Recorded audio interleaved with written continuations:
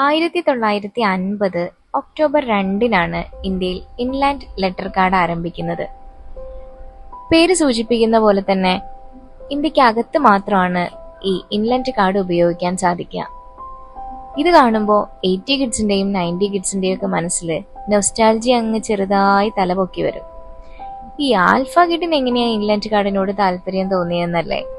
അത് ഞങ്ങളുടെ ഒരു സ്റ്റാമ്പ് കളക്ഷൻ കണ്ടപ്പോ തൊട്ടാ.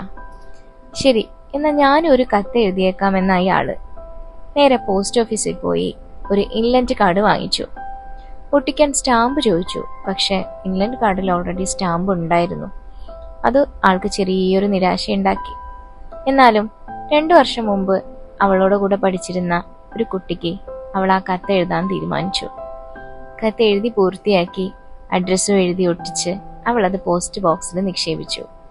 ഇനി മറുപടി കത്തിനായിട്ടുള്ള കാത്തിരിപ്പിലാണ്.